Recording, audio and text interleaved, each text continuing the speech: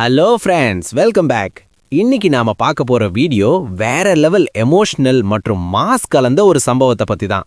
மலேசியாவே அதிர வச்ச நம்ம தளபதி விஜயோட கடைசி படமான ஜனநாயகன் ஆடியோ லான்ச்ல என்னென்ன நடந்துச்சு, யார் யார் என்ன பேசுனாங்க, அங்க நடந்த ரியல் எமோஷனல் மொமெண்ட்ஸ் எல்லாத்தையும் இந்த ஒரே வீடியோல முழுசா பார்க்க போறோம்.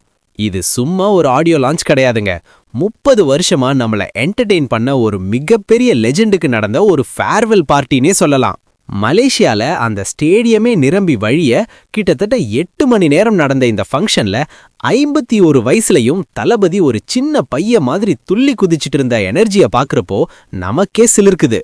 நிகழ்ச்சி ஆரம்பிச்சதுல இருந்து முடியிற வரைக்கும் ஒவ்வொரு இயக்குனரும் வந்து பேசினது கூஸ்பம்ஸ் மொமெண்ட். முதல்ல நம்ம லோகேஷ் கனகராஜ் மைக் பிடிச்சதும் லியோ படத்துக்கு அப்புறம் தளபதி மேல தனக்கு இருக்கிற பாசத்தை ஒரு தம்பி மாதிரி கொட்டி தீத்துட்டாரு. அடுத்ததா நம்ம நெல்சன் வழக்கம் போல தன்னோட தக் லைஃப் காமெடியால எல்லாரையும் சிரிக்க வச்சாரு. எனக்கு தளபதி கூட இன்னொரு படம் பண்ண ஆசைதான், ஆனா அவரு ஆசைப்படணுமேன்னு நெல்சன் சொன்னப்போ தளபதியே விழுந்து விழுந்து சிரிச்சது கியூட்டா இருந்துச்சு. அட்லி பேசும்போது தளபதியை கடவுள் எங்க நிறுத்தணுமோ அங்க கரெக்டா நிறுத்துவாருன்னு சொன்னது தளபதியோட அரசியல் என்ட்ரியை குறிக்கிற மாதிரி இருந்துச்சு. இயக்குனர் வினோக் இது தளபதி படம்னு கர்ஜனையோட சொன்னப்போ ஸ்டேடியமே அதிர்ந்துச்சு. இசைப்புயல் அனிருத் ஒன் லாஸ்ட் டைம் இது தளபதிக்காகன்னு சொன்னப்போ அது வெறும் பாட்டா இல்லாம ஒரு மிகப்பெரிய எமோஷனலா மாறுச்சு. ஆனா இந்த மொத்த ஃபங்க்ஷன்லயும் ஹைலைட் என்னன்னா எஸ்.ஏ. சந்திரசேகர் சார் பேசினதுதான். எதிரிகள் தான் உன் வெற்றியை தீர்மானிக்கிறார்கள்னு ஒரு அப்பாவா அவர் பேசினப்போ மேடையோட மறுபக்கத்துல இருந்த தளபதி ஒரு சின்ன குழந்தை மாதிரி ஓடி வந்து அப்பாவை கட்டிப்பிடிச்ச அந்த மொமெண்ட் இருக்கு பாருங்க, சான்ஸே இல்ல.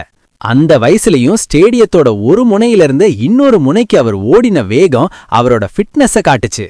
அங்க நேர்ல போன மதன் கௌரி சொன்ன விஷயங்களை கேட்டா இன்னும் ஆச்சரியமா இருக்கு. 8 மணி நேரமா தளபதி கொஞ்சம் கூட சோர்வாகாம கடைசி வரைக்கும் டான்ஸ் ஆடிட்டு அவ்ளோ ஆக்டிவா இருந்திருக்காரு. ஆனா உள்ளுக்குள்ள அவர் அழுதுறக்கூடாதுன்னு ரொம்ப கண்ட்ரோலா இருந்திருக்காரு. ரசிகர்கள் ஆரவாரம் பண்ணப்போ அவர் உதடுகள் ஐ ஓன்ட் கிரை அப்படின்னு தனக்குத்தானே சொல்லிக்கிட்டத லிப் ரீடிங் மூலமா பார்க்க முடிஞ்சதுன்னு மதன் கௌரி உருக்கமா சொல்லியிருந்தாரு. அதே மாதிரி அரசியல்னு முடிவு பண்ணிட்டா தளபதி அதுல எவ்ளோ உறுதியா இருக்காருங்கிறதுக்கும் ஒரு சம்பவம் நடந்துச்சு. ரசிகர்கள் எல்லாரும் டிவிகேன்னு கத்துனப்போ தளபதி சிரிச்சுக்கிட்டே சும்மா இருங்கப்பா போலீஸ் கேஸ் ஆயிட போகுதுன்னு நக்கலா சொன்னாரே தவிர சினிமாவுக்கு திரும்புறத பத்தி எந்த இடத்துலயும் பாசிட்டிவா ரியாக்ட் பண்ணல. இனிமேல் முழு மூச்சுல அரசியல் தான் அப்படிங்கறத அவரோட ஒவ்வொரு அசைவும் காட்டுச்சு. 80,000 பேர் முன்னாடி நின்னு உலகம் முழுக்க இருக்கிற கோடிக்கணக்கான தமிழர்களுக்கு அவர் கொடுத்த அந்த கடைசி ஃப்ளையிங் கேஸ் நிஜமாவே ஒரு சகாப்தம் முடிஞ்ச ஃபீலிங்க கொடுக்குது. கில்லில ஆரம்பிச்சு இன்னைக்கு ஜனநாயகன் வரைக்கும் நம்ம கூடவே வளர்ந்த ஒரு அண்ணன் நம்மளை விட்டு பிரிஞ்சு போற மாதிரி ஒரு ஃபீலிங் ஒவ்வொரு 90s கிட்ஸ்க்கும் இருக்கும். தளபதி அண்ணனா இனி ஸ்கிரீன்ல பார்க்க முடியுமான்னு தெரியல, ஆனா மக்கள் மனசுல அவர் என்னைக்கும் ஹீரோ தான்.